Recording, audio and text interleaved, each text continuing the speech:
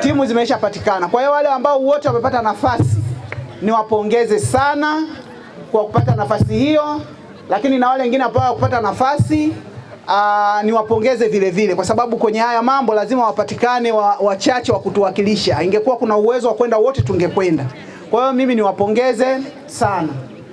Kwa wale ambao wamepata nafasi, tunaomba, kwa sababu Ilemela kawaida yetu huwa ni siku zote ni mambo mazuri, si ndio Tunatarajia ushindi, lakini nafasi hizi tunazozipata huwa zina manufaa mengine mbele katika tunavyoendelea na hatua nyingine katika maisha yetu. Kwa hiyo mimi niwasihi na niwaombe kule tunakokwenda tukaonyeshe nidhamu kama ambavyo tumepewa na wakufunzi wetu, lakini tukajitoe tuonyeshe vipaji vyetu kweli kweli, kwa sababu tumesema hapa kwenye slogan kwamba michezo pia ni fursa, si ndio Kwa hiyo fursa tukaitumie vizuri. Kwa majina naitwa Kizito Social Bahati, afisa michezo wa Manispaa ya Ilemela, lakini katika nafasi hii ya UMISETA mimi ni meneja wa timu ya Manispaa ya Ilemela. Tumefanya mashindano yetu hapa kwa takribani siku 3. Tutakaa kambi siku 5, na mashindano haya hapa yalianzia ngazi ya awali. Hapo tukapata timu kutoka kanda 4 ambazo leo hii hapa ndio tumehitimisha. Tumepata washindi na sasa tunaingia kambini. Lengo kubwa sisi ni kwenda kushiriki mashindano ya mkoa ambao tunakwenda kushindana, kwa sababu mwaka jana tulikuwa washindi wa pili kimkoa. Tuna imani zile mistake ambazo tulizifanya mwaka jana tunakwenda kuzirekebisha tuweze kuchukua nafasi ya kwanza. Kama ulivyosikia viongozi wetu wakisema, wao wanahitaji Ilemela kuwa namba 1, kwa sababu Ilemela tumekuwa namba 1 kwenye vitu vingi sana.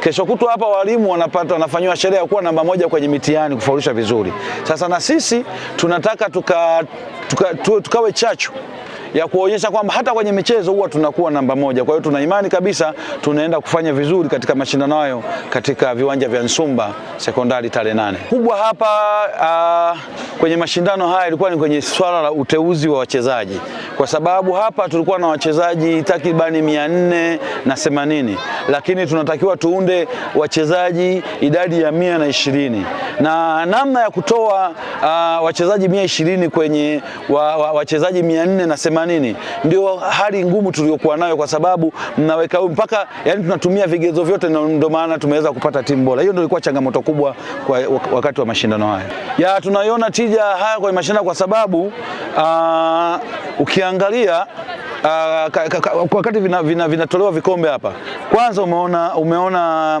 Bugogwa wamekuwa wanachukua vikombe vingi sana. Moja ya kitu ambacho wamesababisha mpaka tukaenda kuwajengea kituo cha michezo pale ambacho kina michezo ya basketball, volleyball, soka na handball. Hiyo ni moja, imesababisha wao tuwapelekee kiwanja. Lakini cha pili, vijana wengi ambao wametokea UMISETA wilaya ya Ilemela sasa hivi ni waajiriwa kwenye taasisi mbalimbali hasa za kijeshi. Kuna wachezaji wako Zanzibar, kuna wachezaji wako Dar es Salaam wanacheza. Kwa hiyo tunaona kabisa impact ya michezo hii hapa. Lakini sasa hapa nikiongelea zaidi ya nje ya Ilemela, kuna wachezaji wengi sana wa Mwanza ambao sasa hivi wanacheza kwenye ligi mbalimbali za michezo mbalimbali. Sasa hivi ukifuatilia tuna ligi ya mpira wa kikapu ambayo kwa Tanzania Dar es Salaam ndio ligi kubwa. Hakuna timu haina kijana wa Mwanza, na huyo ni sosi ya UMISETA na UMITASHUMTA.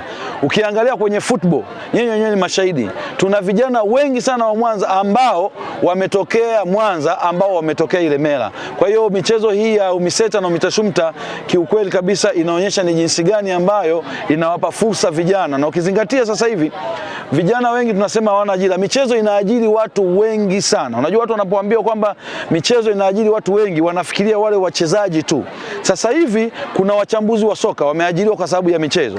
Kuna waandishi wa habari wameajiriwa kwa sababu ya michezo. Kuna watu wa viwanjani, hiyo yote ni michezo. Kwa hiyo michezo sio kwamba imechukua sehemu tu ya wale wachezaji ambao wako kiwanjani. Wanasema ni industry kubwa sana ambayo inatoa ajira za kutosha. Kuhusu utaratibu wa michezo ambayo imeongezeka mwaka huu, michezo kwenye UMISETA na UMITASHUMTA ilipaswa kuongeza mwaka huu, lakini mingine tumeipeleka mwakani kwa sababu tulikuwa tumekwisha kuanza. Michezo hii imeongezeka kwa sababu tunapokwenda kwenye mashindano ya Afrika Mashariki FEASA, zile nchi zingine zina hiyo michezo, kwa mfano kuogelea, cricket, kuna baseball, kuna kukimbia kwa kuruka viunzi. Kwa mwakani sisi na pia mbio za nyika.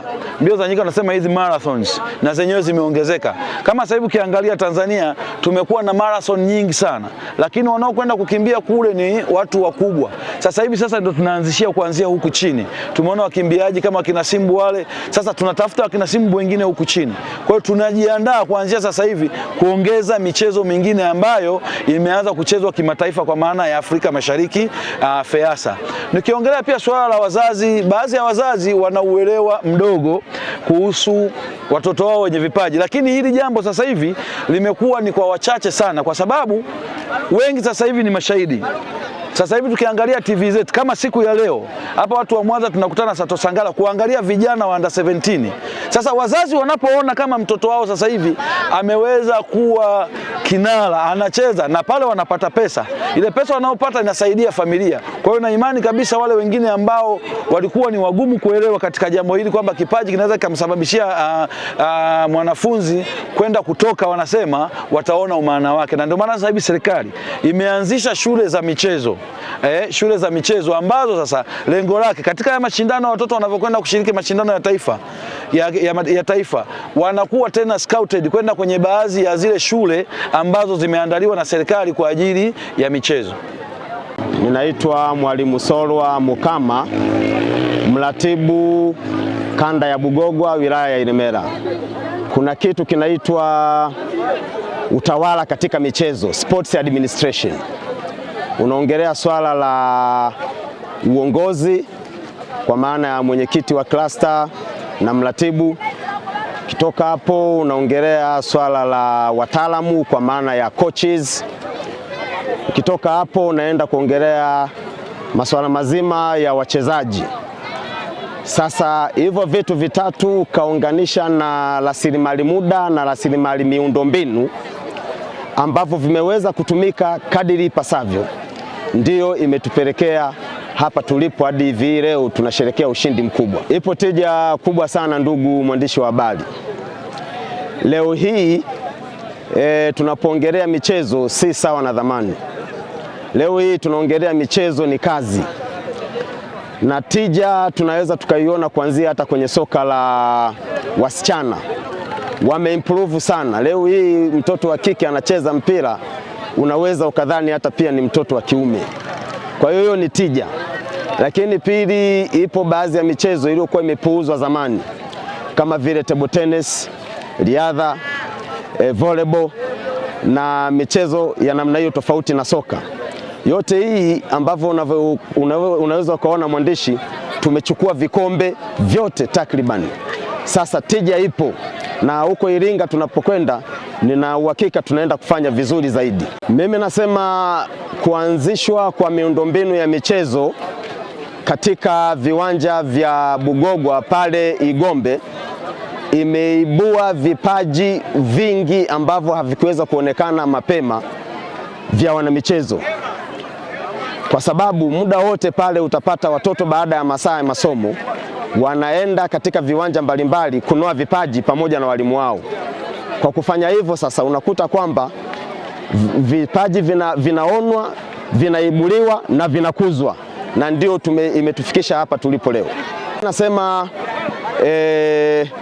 ukiwa na rasilimali muda, ukawa na rasilimali vifaa kwa maana vifaa vya michezo, na ukawa na rasilimali wataalamu, basi watoto muda wote watatumika katika kuandaliwa, katika kunolewa na kupewa maarifa mbalimbali, na hivyo basi kufanya mwendelezo wa hii hali ambayo tumeifikia leo.